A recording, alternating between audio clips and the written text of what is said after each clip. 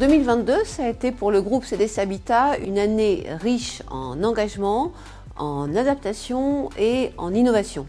Alors, une année d'engagement, puisque dans un contexte difficile avec les conséquences de la guerre en Ukraine, sur les coûts de l'énergie, sur les difficultés d'approvisionnement en matériaux, sur l'augmentation donc des coûts de construction, mais ça veut dire aussi derrière des retards sur les chantiers ou des appels d'offres infructueux.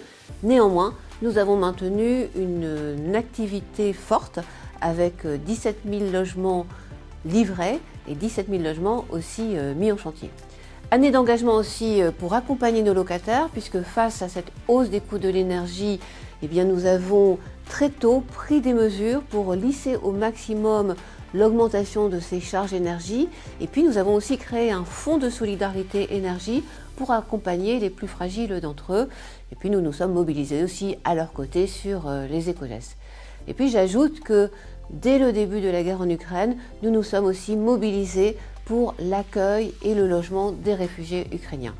Alors, une année d'adaptation, adaptation notamment aux enjeux de la loi climat. Cela veut dire des enjeux sur la sobriété foncière, mais aussi sur les modes d'énergie. Sobriété foncière, nous avons fait évoluer en 2022 nos modes de production en allant davantage sur du recyclage foncier, de la reconversion de friches.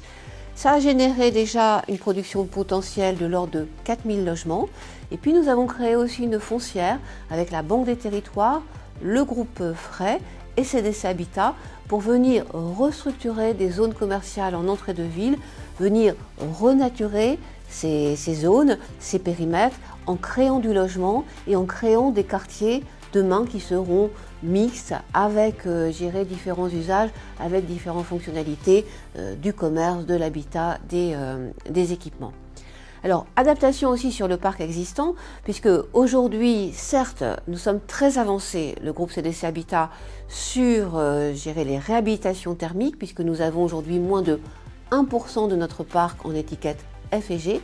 Et donc notre enjeu aujourd'hui, ça va être davantage de travailler sur les modes d'énergie sur notre parc, parce que nous sommes encore chauffés à 60% en gaz, et nous nous engageons à l'horizon 2030 de faire diminuer de 35% nos émissions de gaz à effet de serre. Et pour cela, nous allons accélérer le recours à des énergies renouvelables, c'est-à-dire par exemple le raccordement à des réseaux de chaleur vertueux. Et puis adaptation aussi sur notre organisation territoriale pour renforcer notre proximité sur les territoires et puis gérer l'intégralité du parcours résidentiel. Pour cela, nous avons rapproché nos deux réseaux, le réseau CDC Habitat, CDC Habitat Social, et nous avons créé 27 agences mixtes sur les territoires qui vont gérer à la fois du logement locatif social et puis du logement locatif intermédiaire. Et puis une année d'innovation aussi, parce que nous avons réalisé des hackathons des territoires sur les modes de production et les modes d'habiter demain, en mobilisant nos partenaires, des collectivités, les locataires, des associations, des startups, des étudiants, des entreprises. Et ça a été très enrichissant, puisqu'en fait, ont émergé des solutions très centrées sur les usages, là aussi les usages du logement de demain.